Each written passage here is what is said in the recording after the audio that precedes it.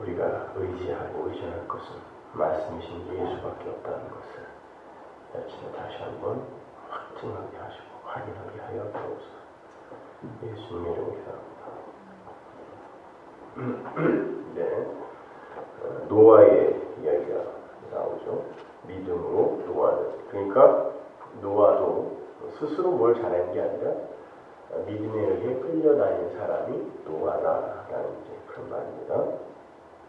네, 아직 보지 못하는 일에 경고하심을 받아 눈에 보이지 않는 약속을 받은 거죠. 아직 일어나지 않는 일에 경고하심을 받아 약속을 받아서 두려운 마음으로 방주를 예비하여 집을 구원했다 이렇게 얘기합니다. 그러면 믿음으로 산 노아가 산 시대가 어떤 시대이길래 하나님은 그를 거기서 구원해 내셨을까? 그 말을 노아는 그 시대 사람들과 뭔가 다른 사람이기 때문에 하나님이 그들 사이에서 구원해 냈다가 아니라 노아의 마음에서 그 시대에 살았던 그 사람들, 저주받아 마땅한, 멸망받아 마땅한 그 사람들의 그러한 삶의 어떤 추구나 이런 것을 하나님이 뺏어갔다는 뜻이에요. 그래서 하나님이 그를 구원했다는 거지, 그가 뭔가 다른 사람과 달라서 그를 거기서 건졌다가 아니라는 말이에요. 그래서 하나님이 그를 하나님이 기뻐하는 자로, 그러니까 은혜 받은 자의 삶을 그의 삶 속에서 끄집어낸 거지, 그가 뭐가 괜찮아서 그만 건져낸 게 아니에요. 그래서 노아의 이야기가 은혜라는 단어로 시작하는 거란 말입니다. 네, 한번 잘 생각해 보세요. 노아의 시대에 도대체 무슨 일이 있었길래 하나님이 그들을 다 심판해버렸죠? 창세기 6장에 가면 나오거든요. 창세기 6장에 보면 하나님의 아들들이 사람의 딸들과 혼인을 해서예요. 그리고 그들 사이에서 이제 용사, 유명한 자, 거인 이런 자식이 나와요. 근데 여러분 창세기 6장을 잘 보면 네피림이 그때 당시에 네피림이라는 게 거인이거든요. 자기를 지켜주고 보호해주는 그 마을의 힘, 방패 이런 게 네피림인데, 그 거인족 네피림이 있었는데 하나님의 아들들이 사람의 딸들과 혼인했다. 또 이렇게 나와. 보면 그러니까 그 뭐냐면 사람의 딸들, 그러니까 남자와 여자가 혼인을 하는데, 이 남자는 항상 예수 그리스도, 여자는 죽어 마땅한 구원받아야 할 교회인데 죽어 마땅한 어떤 죄된 본질과 속성을 갖고 있는 그런 존재를 이야기하는 거예요. 그게 네피림이라는 뜻이에요. 그러니까 뭐냐면 이 세상에서 인간들을 중심으로 한 인본주의, 인본주의, 그리고 그 사람을 중심으로 하여 그 사람들이 거하는 그 울타리를 더욱더 훌륭하고 멋지게 생산해 내겠다라고 하는 그런 어떤 시대 정신들, 이게 다 네피림이에요. 사람의 딸들. 그러니까 하나님의 아들들, 그 앞에 무슨 이야기들이 계속 진행이 되어 나오냐면 가인의 후손들과 그 셋의 후손들의 그 이야기가 쭉 이어진단 말이에요. 이어지면서 가인의 후손들은 이 세상에서 어마어마한 그런 어떤 문명의 다 CEO들이 되죠. 그죠? 그 주역들이 된다고요. 그런데 셋의 후손은 계속 심지어 낫을 하나 벼리러 가려고 해도 이 가인의 동네에 가서 구걸을 해야 되는 입장이에요. 이들은 이미 그 시대에 벌써 철기 이야기가 나오고 각양 동철 뭐 이런 이야기가 나오고, 그리고 아름다움의 그 주인도 나오죠. 그 여자. 그러니까 뭐 인간들이 지금 힘이라고 생각하는 모든 것의 꼭대기에 가인의 후손이 있고, 셋의 후손은 에노스가 하나 딱 등장하더니 하나님의 이름을 불렀더라요. 하나님의 이름, 가인의 후손들은 인간의 이름을 위해서 끊임없이 열심히 노력하며 뭘 성취하면서 사는데 세세우서는 하나님의 이름을 부르더라는 거예요. 그러니까 자기가 내놓을 자기의 이름이 없는 삶을 살게 만든다는 뜻이에요. 세세우서 하나님의 나이는. 그런데 지금 이 세상 역사가 뭐라고 했어요? 왜 언약이 필요한가를 드러내는 것이 설명해내는 게 바로 이 역사라고 했잖아요. 그러니까 하나님의 아들들, 하나님의 이 백성이라고 하는 자들이 사람의 딸들과 혼인했다는 건 이게 하나가 된다는 뜻이죠. 그죠? 둘이 한 몸이 되는, 그렇게 되어서 이 땅에 내려왔단 말이에요, 우리가요. 근데 그들에게서 반드시 어떤 추구가 나오게 되어 있냐면, 네피림 되고 싶어 하고, 용사 되고 싶어 하고, 유명한 자 되고 싶어 하는 추구가 나오게 돼 있어요. 그걸 하나님이 당신의 백성과 동행하시면서, 이게 에녹이에요. 동행하시면서 사람의 딸들의 속성을 부수어가는 걸 신앙생활이라고. 그걸 역사라고 한단 말입니다. 그래서 히브리서 기자가 그렇게 아벨, 에녹, 노아 이렇게 가는 거예요. 그 안에 뭐 셋도 들어갈 수도 있고 여러 사람이 들어갈 수 있는데 일부러 히브리서 기자가 그렇게 이야기를 끌고 가는 거예요. 요즘 제가 마태복음을 열심히 읽고 있는데 이렇게 성경이 정말 상상할 수도 없을 만큼 치밀하다는 걸 요즘은 더 분명하고 확실하게 깨달을 수 있는 것 같아요. 뭐 이거를 언제 다 가르쳐주지 할 만큼 하나님이 막 쏟아 부어주시는 것 같아요. 여기에다. 근데 정말 이걸 다 빨리 가르쳐줘야 되는데 라고 하면서도 근데 알아듣지 못하는 걸 또 뭐 이렇게 조바심을 내면서 이래야 돼. 이렇게 되는데 정말 면독 하나 들어갈 틈도 없이 논리적이고 치밀해요. 성경. 그러니까 가면 갈수록 다른 이야기를 할 수 없어. 예수 이야기로 완전히 씨줄과 날줄로 그냥 꽉 단단히 꿰 있어요. 거기에는 물도 통과, 공기도 통과 못할 것 같아요. 다 예수. 한번 보세요. 하나님의 아들들과 사람의 딸들이 지금 우리 안에서 혼인된 상태로 이렇게 존재해요. 근데 하나님이 심판을 하시겠다라고 이야기를 하세요. 그리고는 결국 사람의 딸들을 심판하시는 거예요. 하나님의 아들들을 심판하실 수는 없어요. 하나님의 아들들은 하나님 나라에 이미 존재하는 묵시 속 교회를 이야기하는 거예요. 근데 그들이 혼인해서 낳는 열매들을 한번 보시란 말이에요. 이 역사 속에서 끊임없이 인간들의 가치를 추구하고 영광을 추구하고 나는 TV에 나오는 그런 기독교인 연예인 혹은 스포츠 스타들이 어떤 상을 받게 되면은 하나님께 영광을 돌린다. 이게 기독교 신문이나 이런 데서 봐도 사람이 저렇게 훌륭하게 되어서 TV에 나가서 그냥 하나님의 이름을 한마디만 저렇게 던져도 사람들이 그냥 하나님을 이름을 듣게 되고 이러니까 얼마나 훌륭한 전도의 수단이냐라고 하는데 그건 개소리예요. 그건 하나님은 자기를 믿어주면 이런 상을 주시는 분입니다라고 마귀가 하는 짓이지 그런 하나님 없다니까. 근데 온통 그걸 다 칭찬하고 있다고 이 시대. 여러분 봤잖아요. 히브리서 1장에서 믿음은 보지 못하는 것들의 증거이기 때문에 믿음을 가진 이는 뭔가 그런 걸 보고 믿음으로 들어올 수 있는 게 아니에요.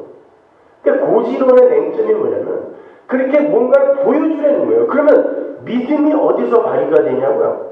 우리가 세상에서 잘 되고 훌륭한 이들이 되어서 사람들이 예수 믿으면 저렇게 되는구나. 저렇게 멋진 인격을 갖고 있고 저렇게 멋지게 변화되고 성숙되는구나. 우리도 예수 믿어야지. 이렇게 안 된다는 뜻이에요. 그게요. 믿음은 보지 못하는 것. 여기도 노아가 그러잖아요. 보이지 않는 거를 하나님이 보게 해주는 거예요. 그의 개인적으로 그에게 찾아가서.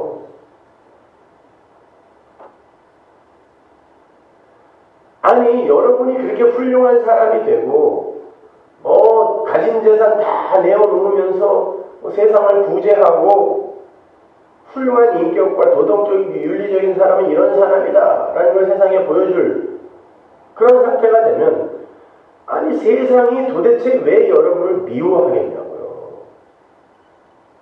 근데 세상이 우리를 미워한다며 그러면 우리를 존경해 주죠. 그 사람들이.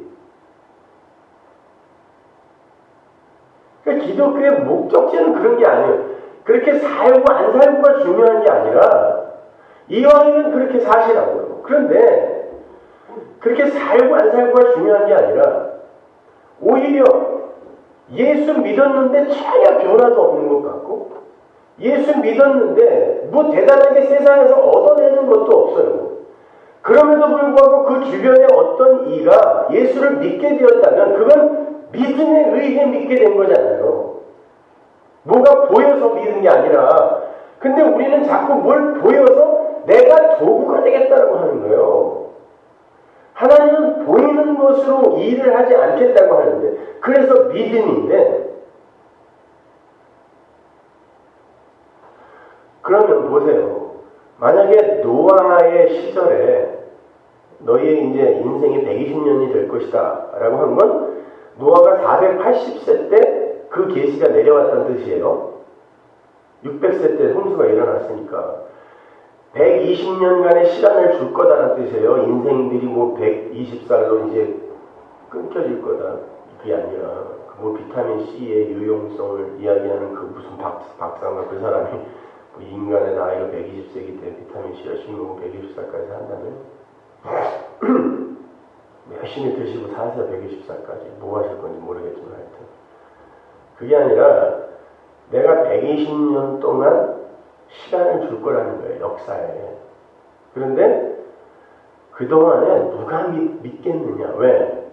니들은 그들이 너희들을 보고 야 진짜 우리가 예수 믿어야 되겠구나. 야 저 방주 안으로 들어가야 되겠구나.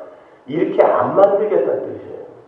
만약에 하나님이 그렇게 만들었다면 한 놈이라도 야 저런 사람들과 함께 저 사람 노아라는 저런 훌륭한 위인 저런 훌륭한 교사 랍비 저런 분과 정말 방주 안에 들어가서 하루라도 같이 지내는 게 얼마나 큰 영광이겠는가. 이렇게 만약에 만들었다면 하나님 한 사람이라도 탔을 거라고 거기에.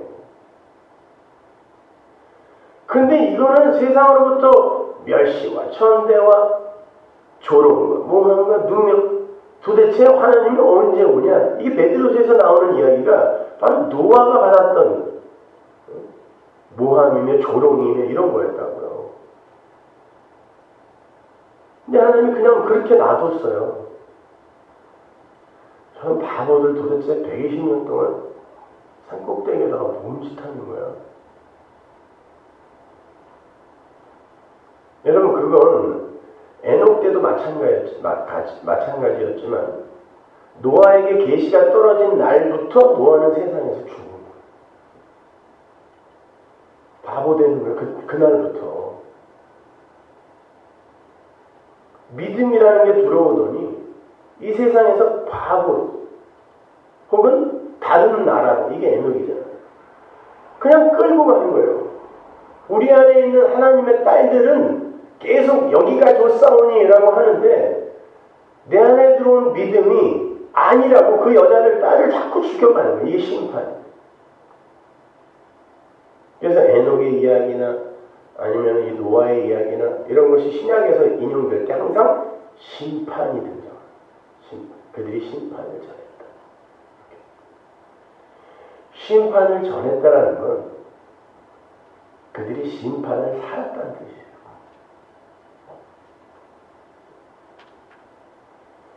심판을 전했다는 건 그들이 삶으로 심판을 살았다는 뜻이라니까. 이 세상에서 하나님의 심판, 인간들의 어떤 그런 자존심이나 가능성이나 가치를 추구하고 높이는 걸 목적으로 사는 이들에게 아니야 심판이 있어. 이 세상은 반드시 망해. 심판당할 거야. 라고 이야기하는 것 자체가 세상으로부터 내가 지금 심판을 당하는 삶을 사는 거란 말입니다. 그게 노아의 이야기라고요. 그런 이야기가 이제 무리를 걷는, 예수님이 무리를 걷는 사건에서 이제 확증되는 거예요. 그 무리를 걷는 사건, 예수님이 무리를 걷는 사건은 지난 시간에 말씀드린 풍랑 위에서 주무시는 예수님의 모습과 같이 연결시켜서 설명을 할 수 있는데, 예수님께서 자기를 쫓겠다라고 하는 서기관에게 야, 나는 이 세상에서 머리 둘 곳이 없어 라고 이야기를 하셨습니다. 그 말은 예수를 믿고 쫓는다는 건 이 세상에서의 너의 거처, 너의 처소, 이걸 더욱더 공고히 하고 너라는 그 처소, 너라는 그 존재에 어떤 보다 나음과 발전과 성숙을 갖다가 주는 게 아니다라는 걸 이야기하는 거예요. 그래서 나는 이 세상에서 머리 둘 곳이 없다. 그리고는 제자 하나가 또 물었어요. 아버지 돌아가셨는데 장사 지내고 와도 돼요? 그랬더니 죽은 자들은 죽은 자들에게 장사 지내게 하라 그러죠. 죽은 자들이 어떻게 장사를 지내요? 그 말은 예수님께서 지금 죽은 자가 누군지를 설명하겠다는 이 내용이 들어가 있는 거예요, 거기에. 그리고는 이제 풍랑 위에서 잠을 주무시는 예수님. 그 저주의 풍랑 속에서 남들은 다 두려워 벌벌벌 떠오르는데 심판이에요, 이건. 예수님이 하늘에 머리를 두고 주무시는 거예요. 그걸 안식이라는 거예요. 그래서 이 세상에서 너의 거처, 너의 처소, 너의 머리 둘 곳을 위해 신앙생활을 한다든지 아니면 썩어 죽을 육체에 관심을 두는 그런 것으로 그때 당시에 네 부모를 공경하라가 율법이었단 말이에요. 그래서 돌아가신 이의 장사를 율법이 명령하고 있었단 말입니다. 그러니까 죽은 자의 육신을 여전히 그게 죽은 것인지를 모르고 거기에 관심을 두는 그런 자들은 풍랑 속에서 빠져 죽을 수밖에 없다는 그런 뜻이에요. 하나는 사람의 딸들과 혼인하여 네피림을 낳는 게 왔다구나. 이게 보다 나은 인간상, 보다 나은 인간들이 사는 이 세상을 만들어내는 이런 것들이 정말 기독교가 추구하는 게 맞구나. 이게 하나님의 아들들이 사람의 딸들과 혼인하는 모습이란 말이에요. 이걸 심판하러 오시는 게 노아의 홍수고, 믿음이 와서 사람의 딸들을 죽여가는 거거든요. 예수님이 그렇게 풍랑의 이야기를 가지고 마태가 바로 하나님의 백성들은 그런 것을 기뻐해서 추구하며 사는 게 아니다 라고 하면서 온 세상을 그냥 풍랑으로 묘사를 해버립니다. 그런데 바로 그 뒤에 거라사 광인의 이야기가 붙어있죠. 그게 바로 죽은 자다라는 걸 설명하는 거예요. 한치를 못 찾았어요, 성경. 마태는 항상 이 유대인들에게 준 책이기 때문에 항상 구약을 인용하거든요. 그래서 마태 복음에서만 귀신이 2명. 이건 신명기에 나오는 뭔가를 확증할 때 두 증인을 세우는 그걸 마태가 일부러 갖다 씁니다. 다른 복음서에는 귀신 하나예요. 그러니까 귀신이 뭐 1명이니 2명이니 이게 중요한 게 아니라 성경이 각 책마다 무엇을 어디에 초점을 두고 설명을 하고 있는가를 알면 아무 문제가 안 돼요. 죽은 자가 누구인지를 내가 귀신을 통하여 확증시켜주겠다는 거예요. 이게 하나님의 아들들이 사람의 딸들과 함께 이 땅에 혼인하여 내려오는 이유인 거예요. 하나님이 귀신의 말을 들어요. 예수님이요. 귀신의 소문을 들어준다니까요. 이 우리를 돼지떼에 들어가게 해주세요라는 건 귀신이 소문 빈 거였어요. 하나님이 귀신의 소문을 들어주더라니까요.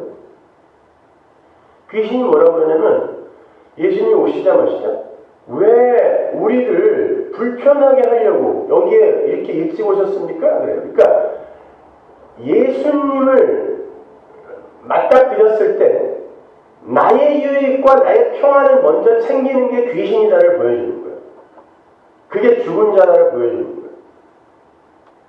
그리고는 이 귀신을 통하여 우리 안에 그 귀신이 들어있다. 이 마귀적 속성이 들어있다는 걸 이 돼지떼의 비유를 통해 설명해 주는데, 돼지는 부정한 짐승이죠. 유대인들은 절대 돼지 안 쳐요. 그런데 예수님이 오셔가지고 귀신이 우리를 돼지떼에 들어가게 해서 우리로 하여금 우리의 유익을 취하게 해주세요 라고 했더니 예수님이 그렇게 해라 그랬어요. 근데 거기에 어떤 무리들이 나오면 그 돼지떼를 이 세상에서의 자기들의 힘으로 삼아 사는 그 부정한 귀신, 부정한 짐승을 이 세상에서 힘으로 삼아 살고 있는 어떤 무리들이 등장한단 말이에요. 그들이 이 돼지떼가 이제 귀신의 소원대로, 귀신의 의도대로 귀신들이 돼지떼에 들어가서 돼지가 물에 다 빠져 죽었다는 건 귀신들이 지금 돼지를 어떤 목적을 갖고 돼지 안에 들어가서 바다로 전부 쳐넣었다는 뜻이에요. 귀신이 들어가서 그렇게 된 거니까. 돼지가 자의적으로 귀신이 들어와서 깜짝 놀라서 들어간 게 아니라 귀신이 들어가서 죽인 거라니까. 뭘 시험하겠어요? 귀신이 거기다 들어가서. 귀신은 물에 빠진다고 안 죽어요. 그러니까 물귀신 뭐 이런 소리 하지 말라고요. 돼지를 빠뜨려 죽인 거예요. 뭘 시험하기 위해. 여기에서 욥기가 다 들어가 있는 거예요. 이 돼지 사건. 마귀가 하나님에게 가서 소원을 이야기합니다. 저 하나님의 백성이라고 하는데 저 안에 마귀가 안 들어가 있을 것 같으세요, 하나님? 저한테 한번 죄를 내려가서 시험하게 한번 해주세요. 그랬어요. 그리고는 욥이 붙들고 있던 돼지떼를 전부 물에 빠뜨려 죽여버려요. 그랬더니 욥이 곧바로 자기의 정체를 폭로당하죠. 아깝거린다고요. 왜 나를 죽이냐 이렇게 나옵니다. 내 거를 죽이는 게 나를 죽이는 거예요. 이게 하나님의 아들들과 사람의 딸들의 혼인, 그 안에서의 사람의 딸들의 역할. 우리 안에 똑같이 그게 있다니까요. 돼지떼를 죽이자마자 그들이 예수님에게 와서 뭐라고 그러냐면 우리를 떠나세요. 나의 유익에 도움이 안 되는 당신은 귀신을 부릴 수 있는 능력이 있는 사람이라는 걸 우리가 봐서 알지만 그거 필요 없어요. 나의 유익이 되지 않으면 그런 능력 같은 거 필요 없으니까 우리를 떠나세요. 귀신은 그렇게 그 자리에 계속 남아서 그들을 괴롭혀요. 그러면 믿음이 들어있는 이들은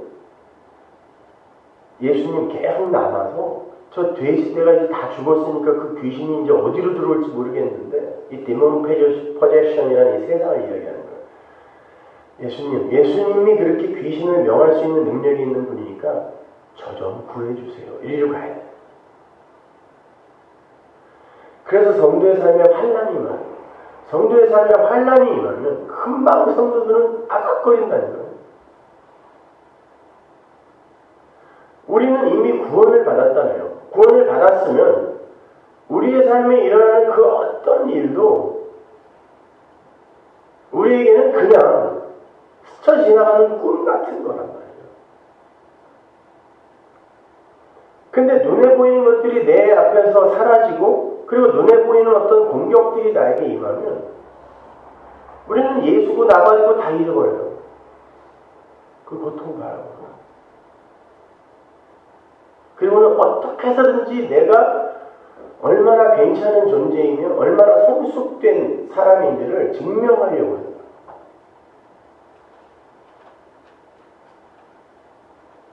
그건 우리의 모습이에요. 그래서 하나님이 우리와 동행하시면서 우리 안에서 그렇게 끝까지 자기의 자존심을 챙기고 붙들려고 하는 그걸 끊어내는 거예요. 부숴내는 거예요.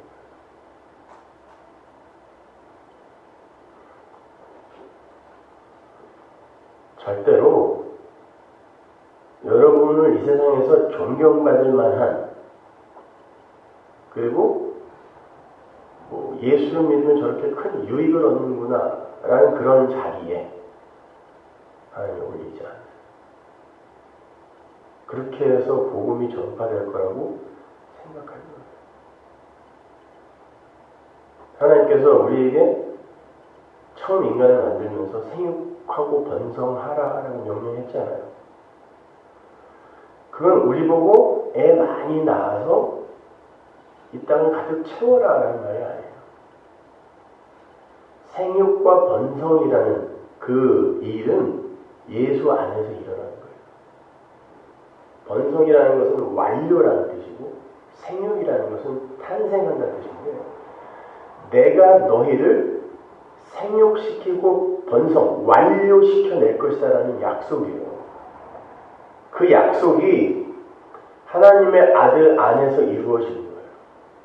에스겔서에 가면 그 생육과 번성이 우리에게서 더러운 마음을 제하고 새 마음을 주어 이제는 하나님의 말씀을 온전히 따르는 완전한 완성품으로 만드는 것을 생육과 번성이라고 해요. 에스겔이. 그러니까 하나님의 백성에게서 일어나게 될 약속이 바로 창세기 1장의 생육과 번성의 명령이란 말이에요. 그리고 그 다음부터는 내가 너희들을 생육시키고 번성시킬 것이다 라고 하나님이 주체라고 이야기를 해요. 아브라함에게도 그렇고 야곱에게도 그렇고 이삭에게도 그렇고 똑같은 명령을 주신단 말이에요. 뭐겠어요? 내 백성을 내가 만들어낸다는 뜻이에요. 그것이요. 여러분 사도행전 28장인가 27장에 가면 유라굴로 광풍 속에 배를 타고 가는 바울의 이야기가 나오잖아요. 그 바울의 이야기 속에서 하나님이 주시고자 하는 메시지는 뭐냐면 자신들의 경험, 이 세상에서 눈에 보이는 경험을 믿는 어떤 자와 하나님의 약속을 무슨 바다니 배니 이런 데에서는 개뿔도 모르는 바울이라는 존재가 선주와 선원들의 경험 앞에서 하나님의 약속을 붙들고 가면 안 된다라고 이야기를 하는 거예요. 이게 오늘날 교회인 거예요. 교회인 나 자신 안에서 똑같이 일어나는 얘기도 하고 오늘날 교회라는 이 집단 속에서도 일어나는 것이며 세상 전체의 교회를 양분하는 내용인 이것이. 뭐냐면 모든 인간들은 눈에 보이는 걸 보고 싶어 해요. 예수를 믿으면 뭔가 변화가 있어야 된다고 생각하고 뭔가 눈에 보이는 유익이 있어야 된다고 생각한단 말이에요. 그렇다면 사도 바울이 하나님이 나를 세상에 만물의 찢기처럼 만들었다는 건 무슨 말이냐고요. 바울이 온 세상 사람들에게 그의 인격이나 어떤 삶을 존경받았다면 그가 그의 입으로 만물의 찢기라는 말을 썼겠냐고요. 그리고 마치 나를 하나님이 죽이려고 작정하신 분처럼 이렇게 괴롭히신다라는 그런 말을 했겠냐고요. 무슨 그렇게 훌륭한 위인이 만물의 찢기라는 평을 받냐고요. 찌꺼기란 말 찌꺼기. 설거지하고 남는 그 찌꺼기 이런 거. 내가 사람들에게 그런 취급을 받는다는 뜻이에요. 그가 이야기한 사람들은 교회가 있다니까요. 그가 만난 사람들은 교회였어요. 다 성도라고 자칭했던 그 사람들이 이 사람을 만물의 찢기 취급을 했단 말입니다. 그래서 결국은 디모데후서에 보면 아무도 안 남았어요. 옆에. 근데 믿음이 약속을 붙들고 가게 만드는 거예요. 네가 뭘 한다고 지금 가지 말자는 거야. 근데 믿음이 나보고 그렇게 하라는 걸 어떻게 이렇게 끌려가는 거야. 나도 몰라. 내가 배를 어떻게 알고, 내가 기상을 어떻게 관측하며, 바다를 내가 어떻게 알아. 안 보이는데. 근데 믿음이 나를 끌고 가니 어떡하냐, 이렇게 가. 결국, 경험이 심판을 받고, 믿음이 이겨요. 경험이 선주와 선원들이 심판을 받는 거예요. 니들이 틀렸다라고. 이게 요한계시록 18장으로 가면 똑같은 배가 나와요. 선주와 선원들이 나오는데 거기에서 이 선주와 선원들이 뭘 사고 판다 그래요? 여러 가지 세상의 무기와 영화 이런 것들을 상징하는 것들을 파는데 거기 안에 사람의 영혼이 들어가 있어요.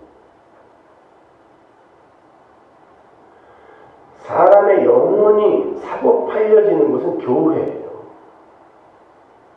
여기에서 인간들의 위신, 가치, 자존심 이런 것들을 높여주면서 사고 파는데 그거는 경험으로 인간들의 마음속에 쌓여요. 그래서 좋은 교회, 건강한 교회 있다고 쌓인다니까요. 근데 눈에 보이지 않는 믿음이라는 것을 갖고 있는 이들은 그런 것과 무관하게 믿음에 의해 끌려가면서 죽어요. 계속. 근데 믿음이 없는 자들은 믿음이 없기 때문에 눈에 보이는 걸 반드시 찾아야 돼요. 그래서 신비주의가 나오는 거고 뭘 봐야 되거든요. 모세도 그러잖아요. 너희들에게 거짓 선지자, 거짓 교사들이 올 텐데 그들은 이적과 기사를 행하며 이루리라는 기적이 실제로 그들에게서 일어난다고 그런다니까요. 이루리라. 그러나 이건 내가 너희를 시험하기 위한 거라는 거예요. 왜? 뭘 시험하지? 나를 사랑하는지 시험하기 위한. 모세가 이미 이야기했어요. 3500년 전에 모세가. 근데 오늘날은 아주 이게 교묘하게 기적, 이사, 여전히 전 세계 기독교인들의 80, 90%가 다 그리로 쫓아가고 있지만 그건 이미 이제 그냥 가짜예요. 근데 더욱더 교묘하게 이제는 이게 그리스도인의 됨됨이, 인격, 성품 이렇게 성화론으로 둔갑하여 더욱더 교묘하게 이제 교회를 미혹하는 거예요. 그까지 신비주의, 기복주의. 근데 그 신비주의와 기복주의의 중심이 뭐냐면 나거든요.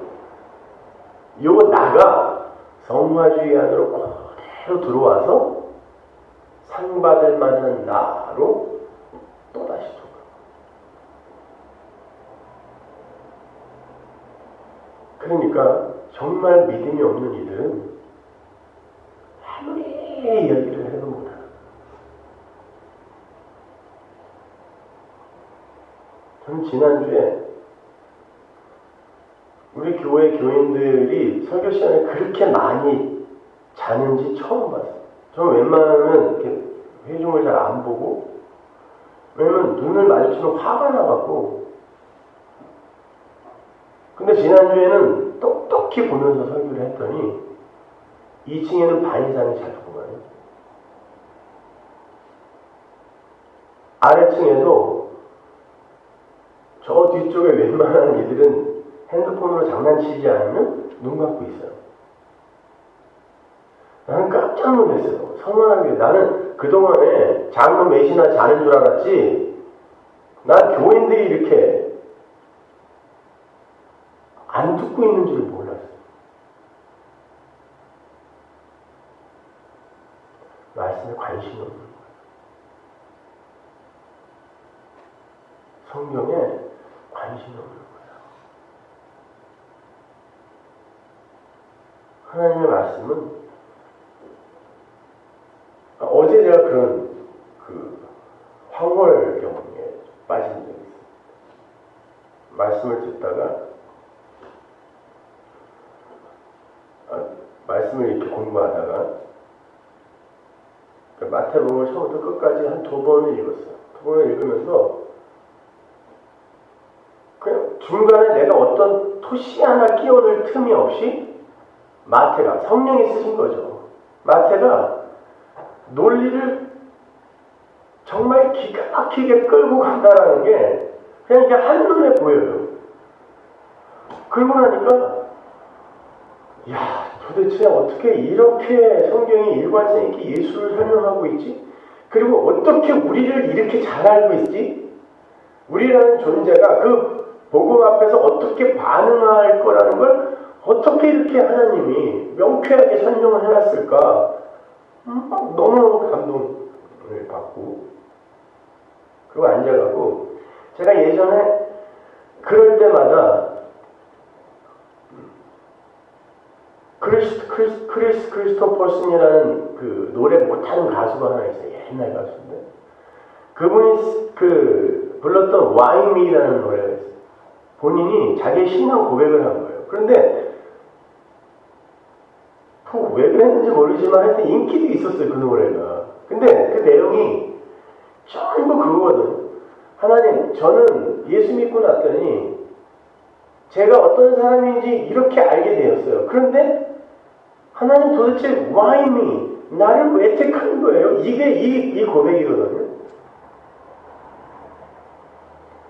근데 이제 그게 일반 팝 시장에도 풀려가지고 이게 어마어마한 인기를 얻었단 말이에요. 그러니까 사람들이 이걸 무슨 이야기인지 진짜 알고 좋아하는 건가? 아니면 그냥 좋은 컨트리 송이니까 이게 그냥 뭐 멜로디만 듣고 그런 건가? 그러면서 앉아갖고 그걸 한 4-5번 혼자 불러봤어요. 기타를 치면서 이렇게 부르는데 세상에 정말 그 Lord Help Me Jesus라는 게 후렴이에요. 그걸 계속 반복하는데 내가 고백해야 할 게 바로 이거였는데 이 사람도 이걸 알았구나. 그러니까 그 수많은 대중들에게 나는 이렇게 연약한 사람이라는 것을 그냥 이렇게 공포하며 다닐 수 있었던 거구나. 예수님 나 좀 도와주세요. 나 좀 도와주세요. 그 예수가 나를 붙들며 동행하며 이렇게 끌고 간다고 생각하니까 세상에 무엇도 두렵지 않아요. 그리고 한 잠깐이었지만 너무너무 행복하고 너무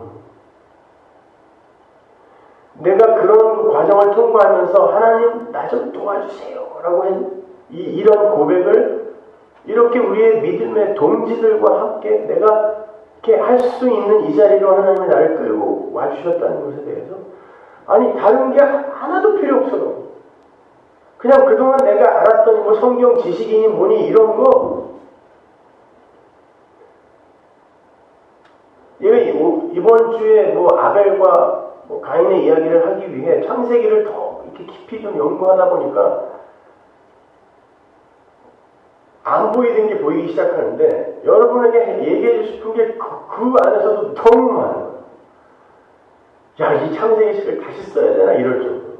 그런데 그거보다 더 큰 감동이 뭐냐면 이런 거 하나도 몰라도 되니까 하나님 내가 이 고백은 절대 놓치지 않게 해주세요. 하나님 화물.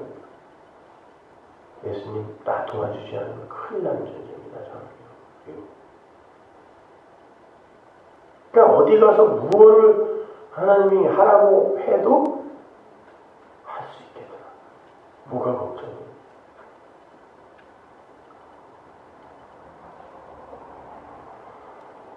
그러니까 여러분도 바로 그러한 심판이 여러분 안에 있는 사람의 딸들이라는 그런 없어져야 할 또 다른 속성 이런 것들을 부숴내시는 하나님의 은혜라는 걸 잘 깨달으시고 견디세요.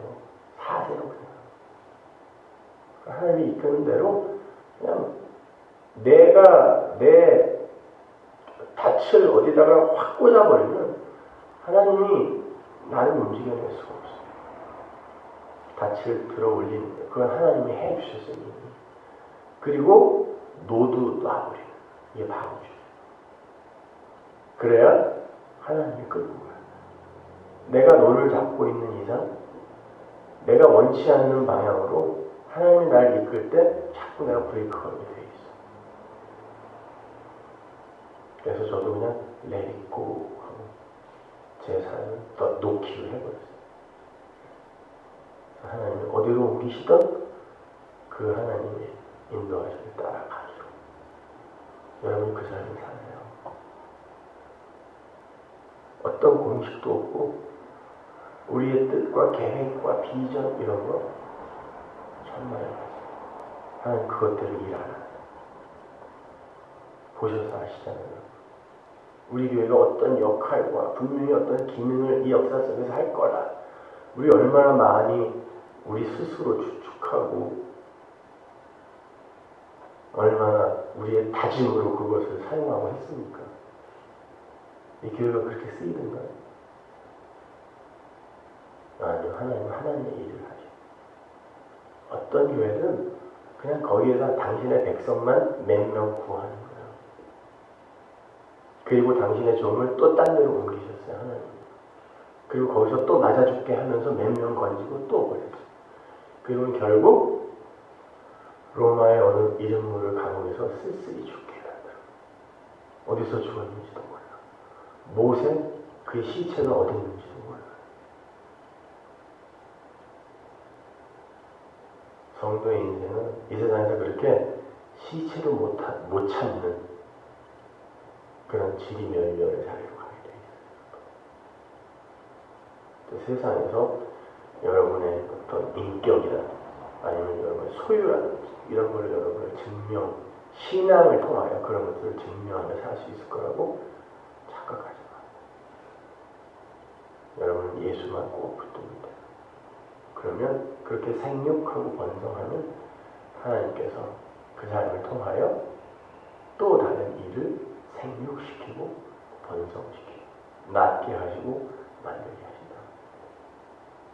여러분이 뭐 하려고 하지 마세요. 기도하겠습니다. 하나님 은혜를 감사합니다. 하나님, 역사 속에서 눈에 보이는 것은 전부 믿음에 의한 것이 아니다라는 것을 성경은 누누이 반복하게 이야기합니다. 근데 우리는 눈에 보이는 것으로 자꾸 하나님의 백성들의 그런 존재를 판단하려고 합니다. 아버지 하나님, 이게 우리 안에 들어있는 사람의 딸들의 모습 아니겠습니까? 하나님, 사람의 딸들을 반드시 죽여 하나님의 아들들로 만들어내시는 그런 하나님의 은혜의 역사가 우리 안에서 일어날 때 그것이 비록 환난으로 감지가 된다 할지라도 아버지 예수 붙들고 기쁘게 견디게 하옵소서. 예수님 이름으로